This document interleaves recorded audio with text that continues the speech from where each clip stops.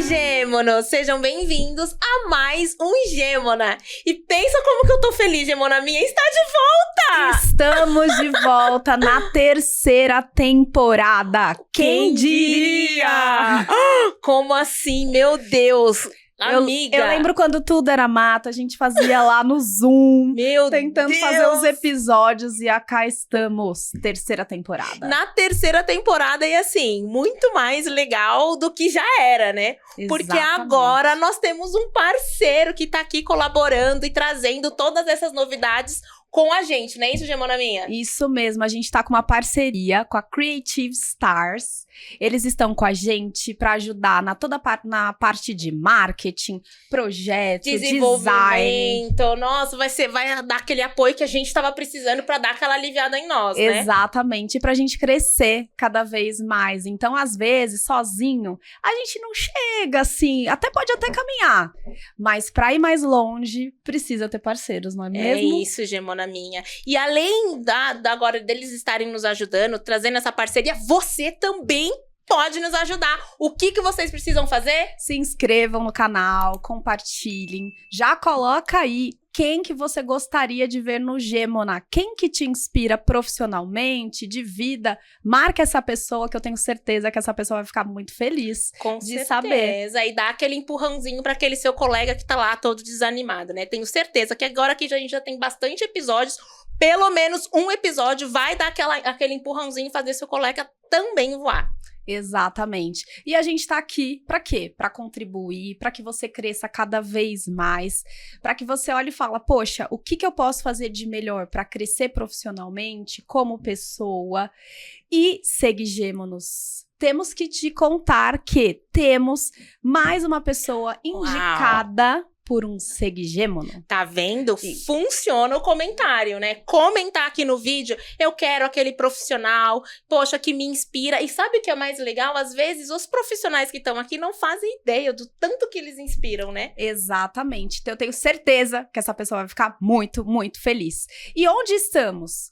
TikTok. Estamos fazendo dancinha lá? A Bruna vai fazer. Não, se chegar, nós temos aqui um combinado de nós duas. Quando chegar os 1.000 inscritos aqui no YouTube, a Bruna vai fazer uma dancinha lá no TikTok. Olha, gente, ó, 1.000. Será que chega? Vamos chegar. Se inscreve aqui, não esqueça. LinkedIn, Peixe30, Instagram. Nós estamos em todas as plataformas de podcast. Então, se você tá ouvindo a gente pela plataforma, já ativa o botãozinho aí para que você consiga escutar e receber notificações para quando sair o próximo episódio. Então, acompanhem a gente. É isso. E vamos lá, né? Mas quem que é a convidada? Quem Olha, será? Já deu spoiler. É uma mulher que um Gêmono nos indicou. Exato, e ela é economista, tá? Estamos com a Adriana Bueno. É uma mulher, vou até colocar aqui, não sei se vocês conhecem São Paulo, deve ter gente que tá ouvindo a gente que não é de São Paulo, mas de Osasco, que ela fez questão de ressaltar que ela é de Osasco. Ela é pós-graduada em marketing e gestão de negócios e parece que recentemente ela tomou ali um pouco mais de consciência em relação à cor, então acho que é bacana a gente olhar para essa trajetória profissional, para o que aconteceu lá atrás, como que está hoje e por aí vai. Então, primeiramente, muito obrigada por estar aqui, seja bem-vinda ao Gêmona, estamos honradas de ter você aqui com a gente. Eu que agradeço, tô muito feliz de estar aqui com vocês, assim, me inspira muito o canal, eu tenho ouvido os episódios, gosto bastante e feliz de estar aqui hoje, muito. Ai, que legal. A gente fica como aqui, ó? A gente não sabe nem como reagir, né? Muito obrigada mesmo por sua presença, né? Se você está aqui é porque realmente a sua história inspira. E até se você puder também começar lá atrás, né? Quem que era você? Onde você sonhava estar, né? Se algum momento passou na sua cabeça você ocupar o cargo que você tem hoje. Maravilha. Vou começar um pouco, né, quando eu era criança. Moro em Osasco, como sempre fui de Osasco. Meu pai semi-analfabeto, meu pai negro, minha mãe branca. Eu tenho uma avó de olho azul, loira, então nada a ver comigo. E acho que quando a gente tá num ambiente onde tem os pais, um branco e outro negro, a situação é diferente, né? É diferente de um ambiente totalmente retinto.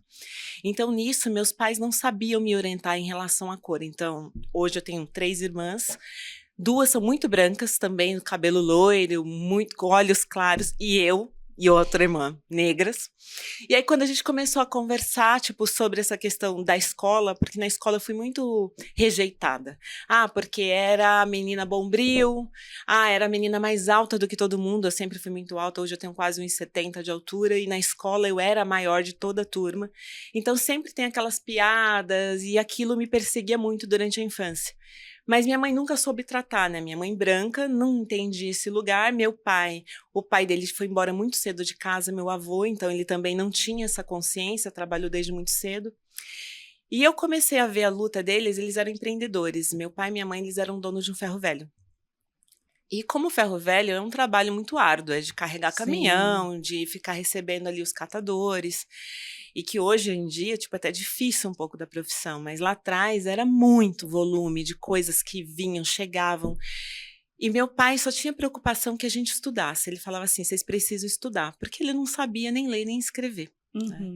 E minha mãe ajudava. Meu pai, quando eles se conheceram, eu nasci, meu pai tinha 16 anos. Nossa. Ele engravidou minha mãe, eu tava com 15, e minha mãe tinha 23 anos.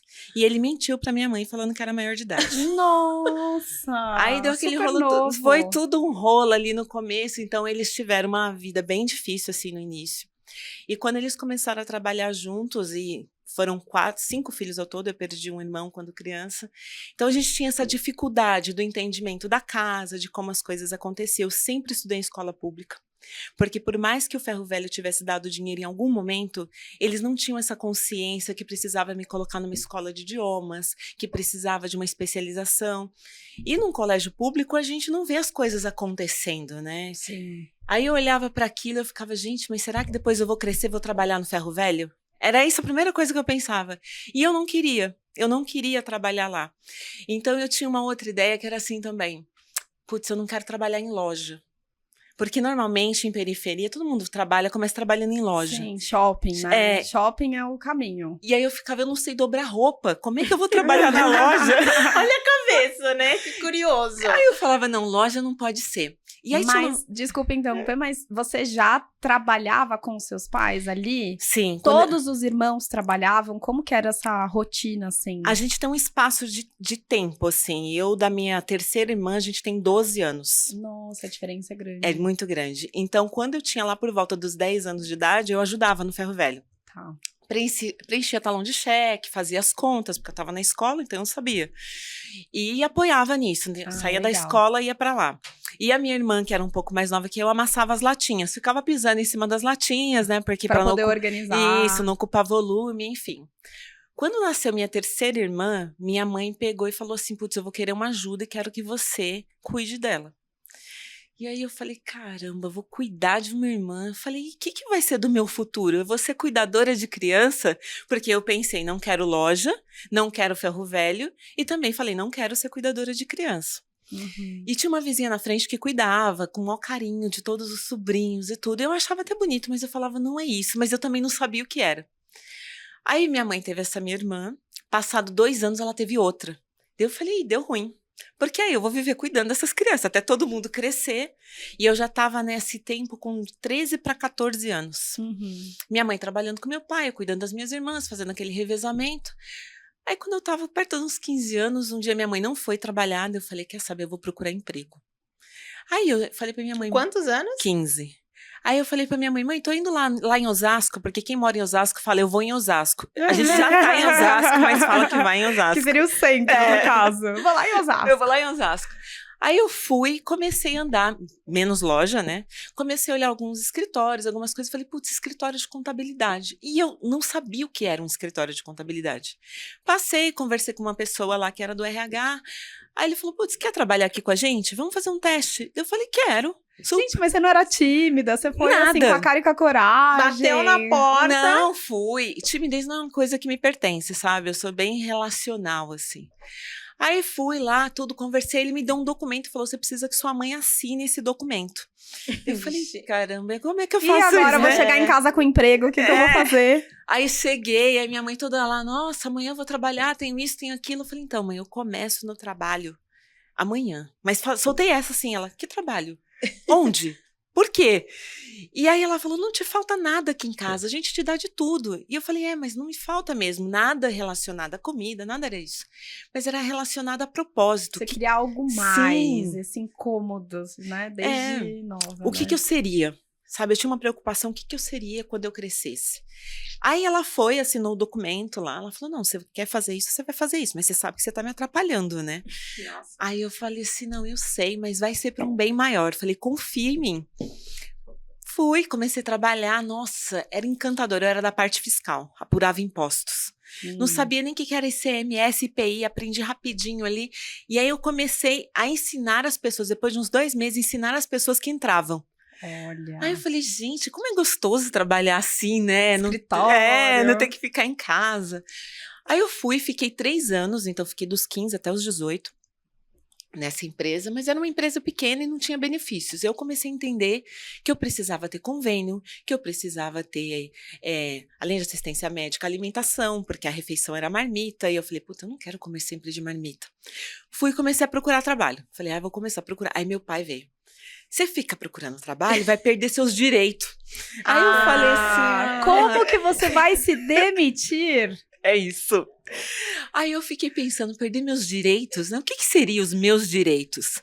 Aí eu fui entender, porque meu pai também não sabia explicar o que eram os direitos. Ele só sabia que se eu saísse eu ia perder dinheiro. Era ruim, não pode.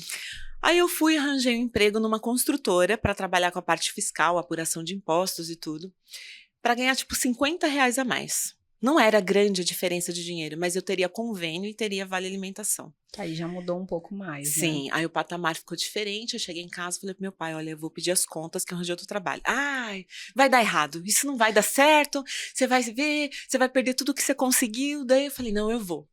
Mas fui com aquela dor no coração, porque primeiro emprego eu tinha carinho, eu tinha afeto por aquele lugar. Sim. E aí eu fiquei, aí meu gestor da época falava assim, nossa, mas por que você vai? Você tá indo porque você quer, ninguém tá te mandando embora. Eu falei, eu preciso crescer. Eu só falei isso pra ele, eu preciso crescer.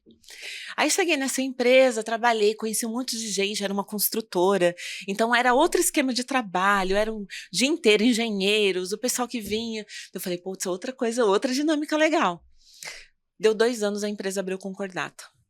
Aí eu falei, gente, como é que eu conto isso pro meu pai? Porque... O que é uma concordata? Para começar.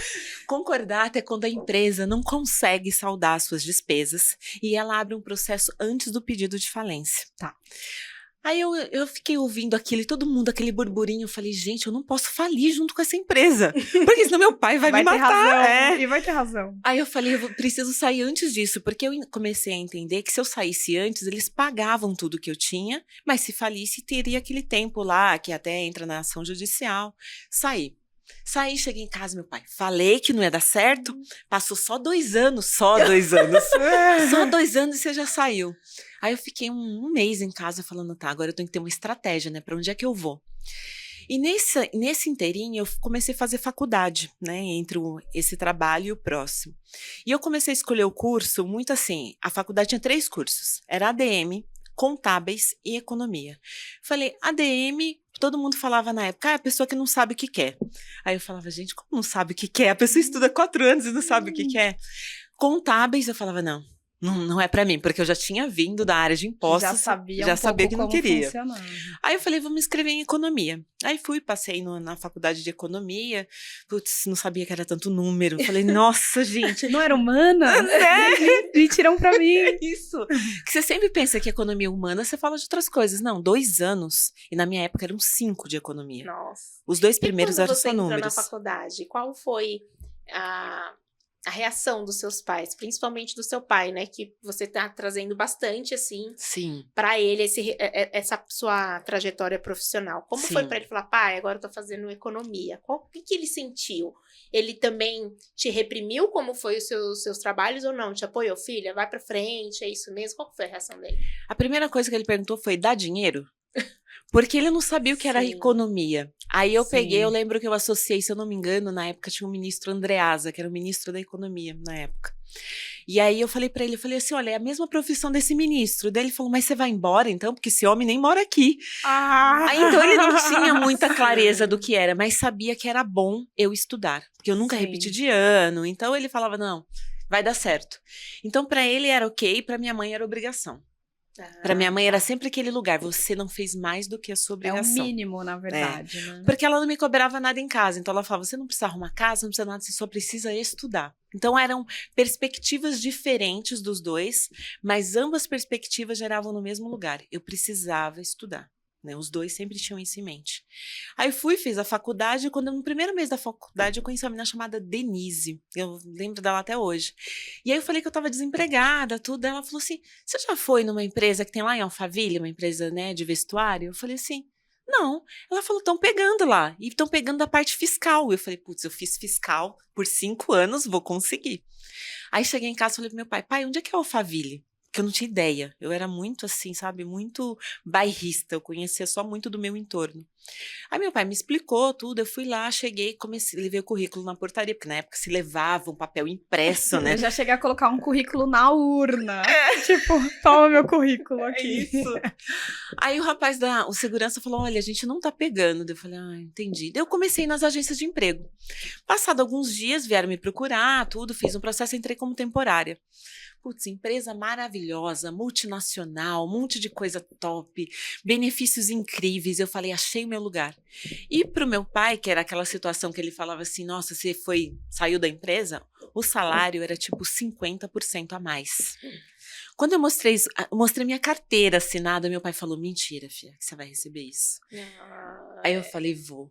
E ele, nossa, eu não acredito. E para ele era um orgulho, porque é uma multinacional famosa, e aí ele ficava assim, você vai trabalhar naquela empresa que passa na televisão? Que aí ele tem uma noção do que é, né? Que consegue dimensionar, né? Porque para uma pessoa que ela não teve muitas oportunidades, é difícil você, primeiro, direcionar seus filhos, e segundo, também conseguir ajudar. Tanto que eu não sabia. Falta um pouco de repertório, né? Estrutura de empresa. Gente, eu não sabia que tinha estagiário, trainee, assistente, eu não sabia nada disso. E eles não iam conseguir me dar essa chance de olhar, né? Aí na empresa, fiz, aconteci, fiquei 10 anos nessa empresa. Aí fiquei 10 anos, eram os melhores anos, entrei com 19 anos, jovem, né? A pessoa falou, nossa, que tudo, que maravilha, ainda tinha ônibus fretado, não pegava ônibus. Era o sonho supra-sumo, né? Total.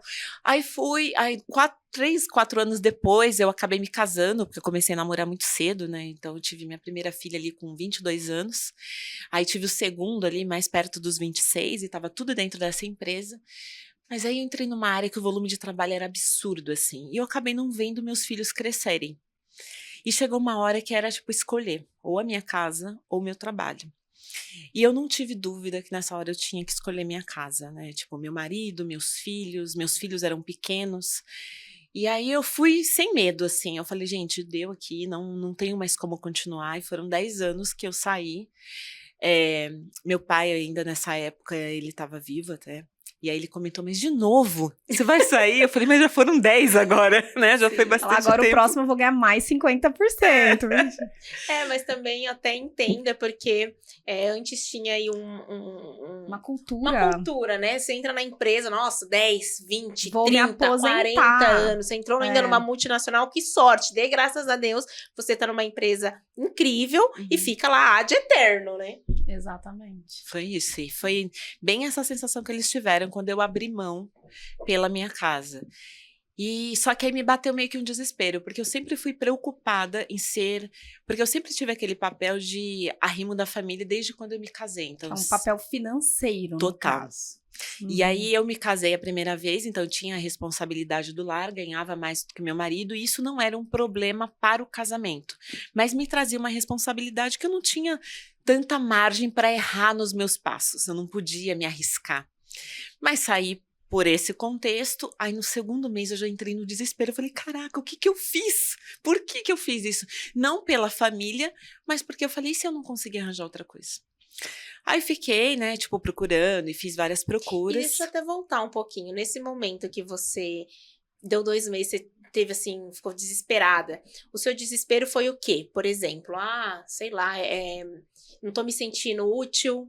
Porque quando você trabalha desde muito nova, no mundo corporativo, aí depois você se vê em casa, dona de casa, cuidando dos seus filhos. Por mais que você ame, goste, obviamente, né? Não tem como, mas eu tô te dizendo isso porque eu também passei por uma situação dessa. Eu queria voltar porque eu me sentia sem identidade, inclusive. Eu falo, gente, eu sou uma pessoa que gosta de estar com outras pessoas, gosto de me relacionar. Eu quero ficar em casa, mas eu também preciso trabalhar porque essa é a minha identidade. É assim que eu me sinto bem. Nesse momento que você teve esses dois meses, veio esse desespero por conta das finanças? Foi uma junção de tudo? Você ficou assim muito perdida? Agora eu tô aqui em casa com os 2 filhos, meu Deus, eu tenho que levar a criança pra escola, comida, Que a função, não sei o quê. A né? função de dona de casa, que, cara, é um trabalho muito maior do que o pra mundo empresa, que eu bato corporativo. ponto lá é Sim. melhor. Muito maior o trabalho de quem é dona de casa do que quem vive no corporativo. Essa que é a realidade, né? Eu não tinha essa sensação de querer voltar pelas pessoas. A minha preocupação realmente era financeira. Porque eu sempre me preocupei em manter o lar, na verdade, sabe? De prover. Porque para mim essa relação que veio lá atrás, que o homem provém o lar, isso para mim nunca existiu. Uhum. Eu não digo que eu chego a ser feminista, mas tem alguns pontos dessa jornada do feminino que ela me incomoda quando a gente apontava o homem e falava, é o homem que pede a mulher em casamento porque ele precisa estar preparado financeiramente para poder fazer o pedido. Aí a gente tem que ficar sentado esperando a hora que o homem quer casar. Tipo, a nossa vontade nunca vale.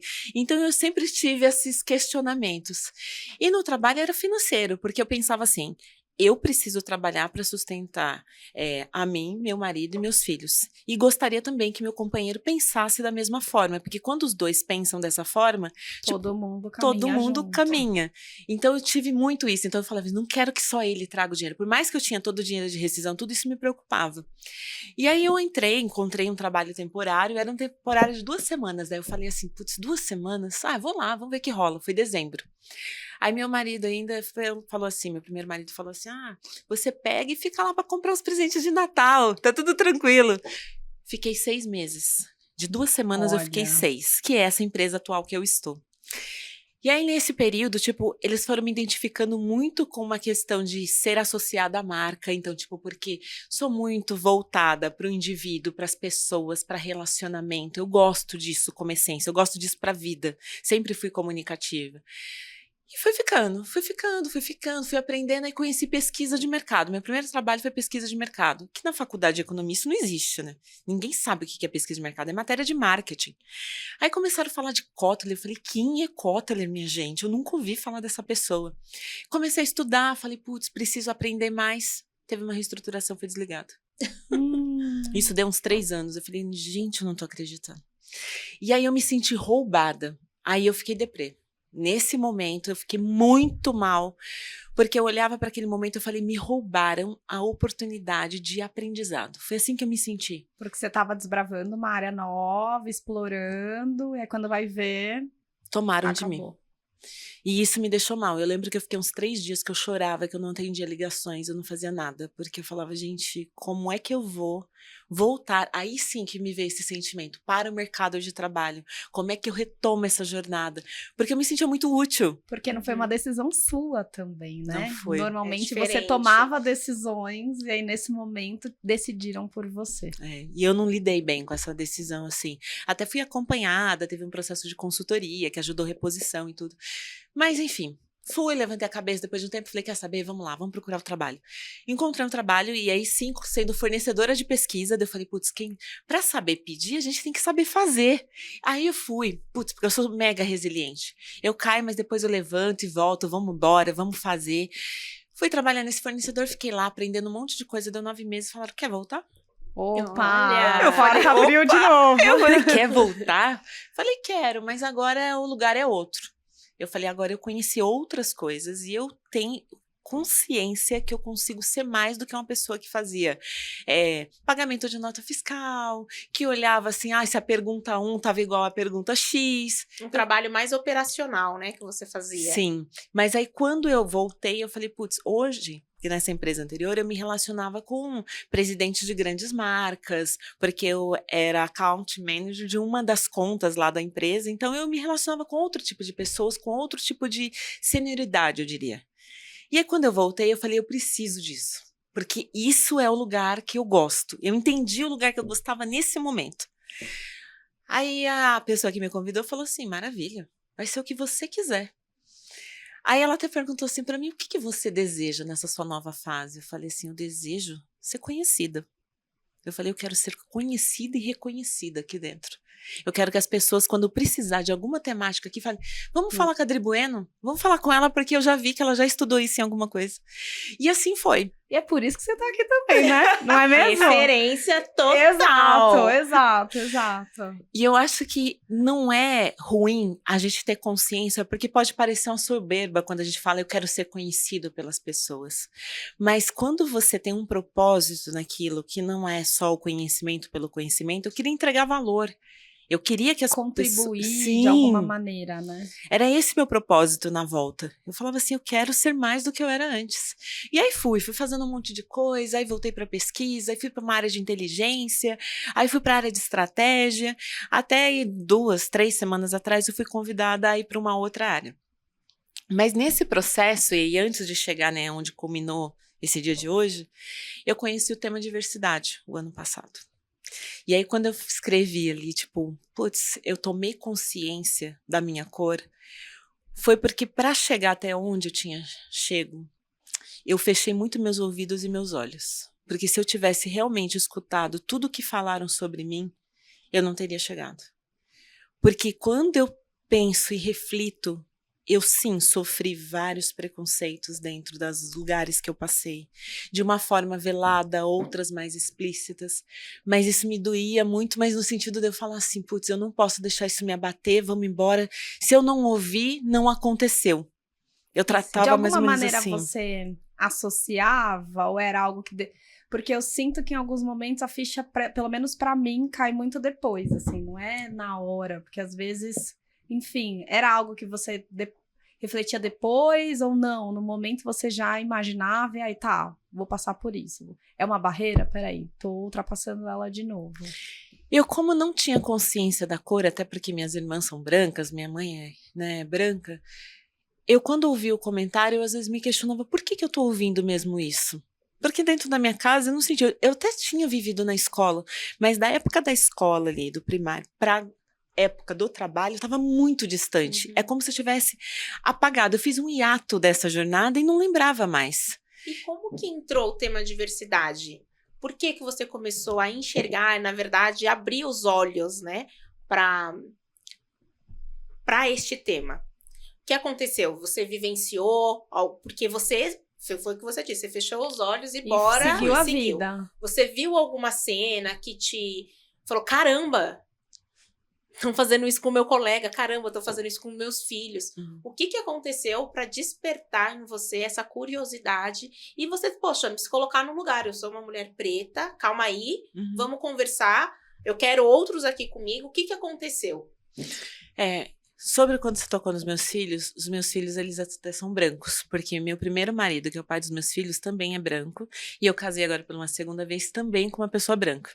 Então isso também nunca me trouxe essa lucidez aí de entendimento de cor, nem com os meus filhos. Mas quando eu conheci o tema diversidade, tinha uma pauta de uma reunião que era para apresentar a área de estratégia, qual era a estratégia da empresa e tudo, e a pessoa que deveria apresentar não pôde ir. Por um motivo de overlap de reunião, ela não pôde. Ela falou, putz, você pode ir lá nessa reunião para mim apresentar? Eu falei, posso. Mas eu fui numa reunião despretensiosa de qual era o tema. Era para apresentar a estratégia, eu fazia isso quase todos os dias em algum lugar, falei, vou. Você só não sabia a estratégia do assunto ali, tópico. Aí quando eu cheguei, me apresentaram falando que era uma consultoria que cuidava do tema de diversidade e inclusão, e eu... Meio aquele choque, eu, diversidade e inclusão.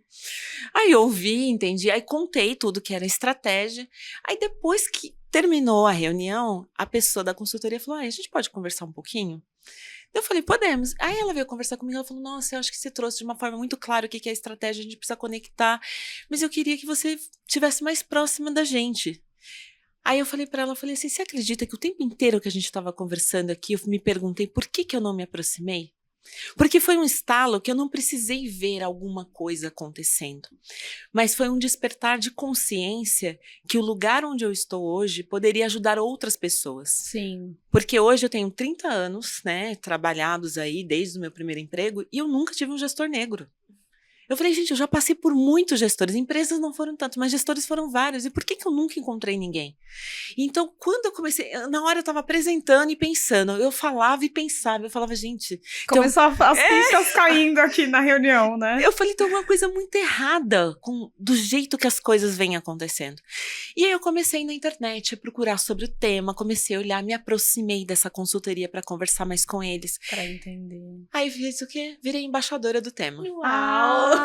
Que legal! Que legal! Aí eu legal. sou uma das embaixadoras de diversidade e inclusão da minha empresa e, assim, muito ativista. Muito, porque eu entendo hoje que ter chego a um cargo de gerente sênior, né? Então, e já faço mentorias de muitas pessoas também dentro da empresa, fora dela, né? Fora da empresa que eu atuo, também faço outras mentorias. Eu sempre escuto, a primeira frase que eu escuto é, nossa, eu nunca vi um gerente sênior preto. Ou seja, que você tá num lugar ali, né, de... Não é privilégio, é que mas... furou a bolha literalmente, né? De É. pensar que como você começou ali, a sua base, né? Ela te incentivava demais a estudar. Seus pais não tiveram estudos, mas eles te incentivaram. Você saiu ali de um ambiente completamente diferente. Tudo poderia, né, dar para você se manter ali no seu local.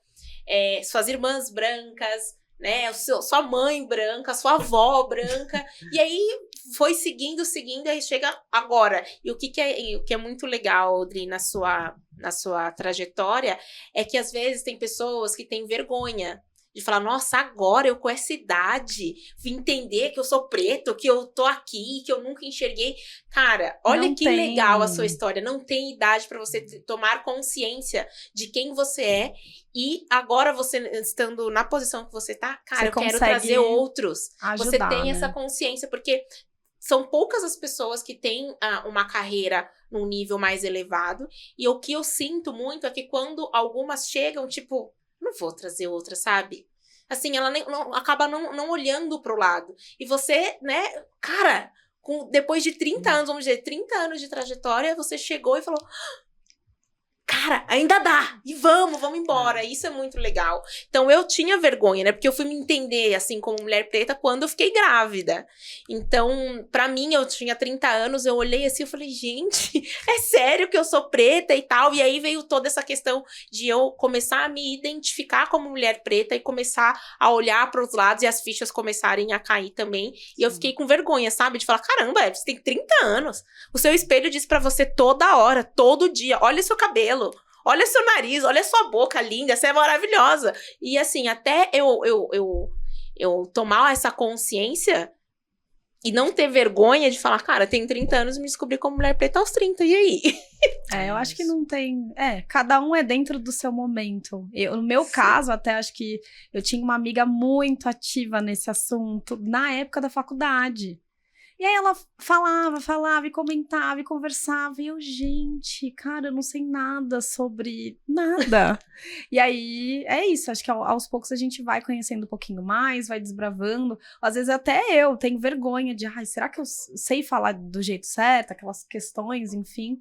Mas eu falei, não, é isso. É um pouquinho de cada vez. Aos poucos a gente vai ganhando confiança, entendendo mais sobre o assunto. Mas o mais importante é, quem que tá ao meu redor? Quem que eu posso ajudar? Quem que eu posso fortalecer? E cada vez mais, enfim, fortalecer. E o Gemon é muito disso, né?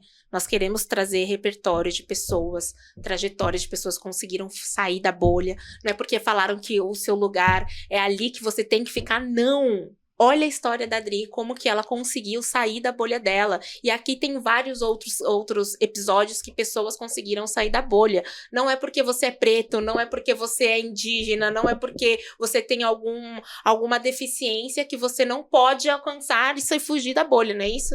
Total. Eu acho que quando vocês se referiram sobre, né, o tempo, eu me sinto como estivesse começando, porque quando eu fiz essa descoberta, primeiro que eu consigo aí hoje ser referência e trazer pessoas comigo.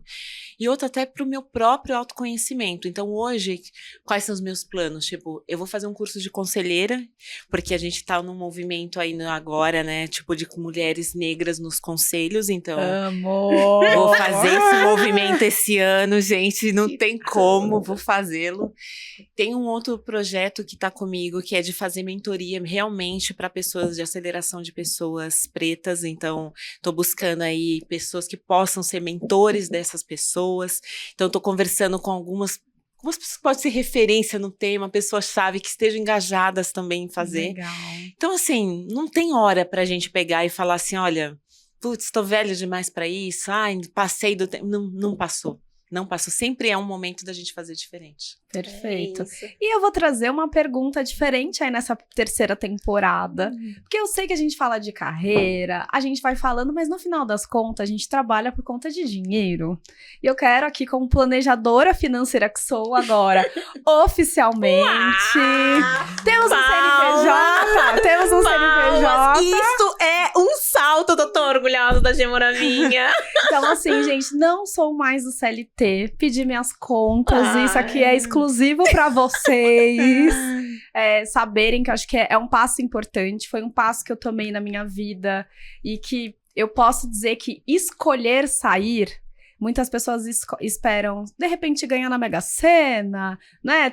Receber alguma coisa divina para poder sair, mas com planejamento financeiro eu consegui me organizar para estruturar a minha empresa de planejamento financeiro. Então, pego o meu chapéuzinho de planejadora e te pergunto, em relação à parte do dinheiro, qual foi o seu maior aprendizado financeiro nesses 30 anos de carreira fazendo dinheiro? Nossa, se eu te falar, Bru, que o meu aprendizado começou tarde.